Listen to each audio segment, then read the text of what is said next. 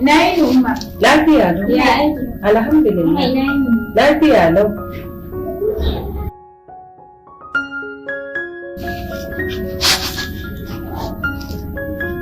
To kun yi shiru kun nan jegun kun tsaya ba ku ce mai komai ba kun ce kuma kuna da magana. Umma, dama Maimuna ce ta ce tana jin kunya ta faɗa miki inda za a yi mata kayan ɗaki. Kamar kayan su dai ba su da inganci kuma ba sa yin su mai kyau. To akwai wani sabon guri da aka buɗe. Ina kenan? Da Alkhairi Furnitures. Alkhairi Furnitures. Kuma an yi wa ƙawayenmu kuma gaskiya suna da inganci sosai. Faɗa mu muna da Umma Fatima ne da aka yi mata kayan ɗaki ko shekara ɗaya bai yi wallahi ta lalace gaba ɗaya. Amma ita Habiba kuma da aka yi mata wallahi yau shekara 2 kenan da aka haɗa mata kayan ɗaki kamar yau aka yi ta. To insha Allah to ya sunan wannan kamfani kike ce ɗan nan? Alkhairi Furnitures. Alkhairi Furnitures. Insha Allah. Alhamdulillah. Umma.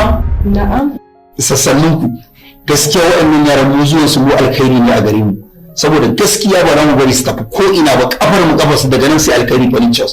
Saboda ba zai yi ba a zo ai kayan ɗaki shekara ɗaya a zo a samu matsala. Kuma yanayin rayuwar nan yadda babu kuɗi mu dinga yin ƙoƙarin canza mata wasu shekara ɗaya. Gaskiya ne. Kin ga yanzu ba take faɗa ƙawar Habiba da aka yi mata Alkhairi Furnitures sai da kayan suka yi shekara 2 yanzu in ka je ɗakin yarinyar ma da kake faɗa wai kamar sababbi da ina jin magana da kuke faɗa. Kana jiyowa. Ina ji. To yanzu dan da ya kaga za a yi. Ba kawai tashi za mu yi ai ba a buri da sanyin jiki tashi za mu yi wajen nan ma. To shi kenan ɗan albarka.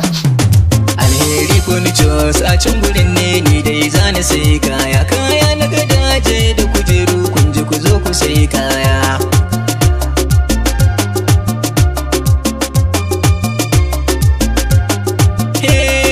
Alheri Furnitures gare ni banda kamar kuwa inda kaya ne a gare ku ba mu da shakku.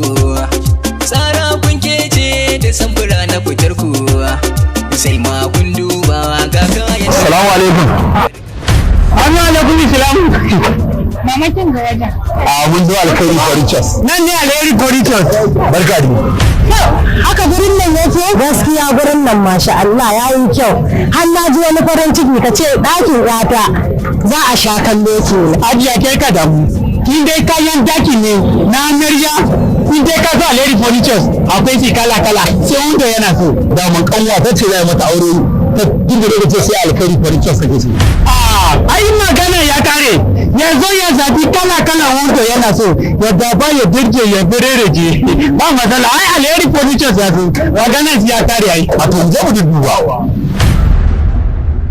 Inda kaya ne a gare ku ba mu da shakku. Umma kin ga wannan yayi kyau sosai wallahi kin ga gadon ga kujerar. wannan kika zaɓa wannan nake so ya ai gurin kina zaɓa shi ne farin ciki a to kai yawon ka ai ni dai ka karanta min mai arewa ka albarka da wannan kuri da ka kawo mu na Alkhairi Furnitures Ai akwai ta baka kujera tun ma dai kyau. ni ne Ai ya kai wannan kuwa fitowa ya kai. Ai kai magana a nan ruwan ido da na kowane kansa yana da kyau. gaskiya kan Alheri Furnitures ku ne akan gaba. Assalamu alaikum suna na Fauziya Habib jaruma a masana'antar Kano.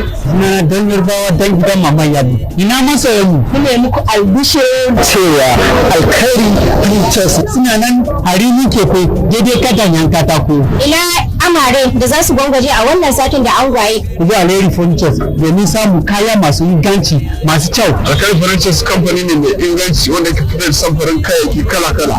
Dukkan abin da ya kama da kayan aure na 'yan mata da zaura.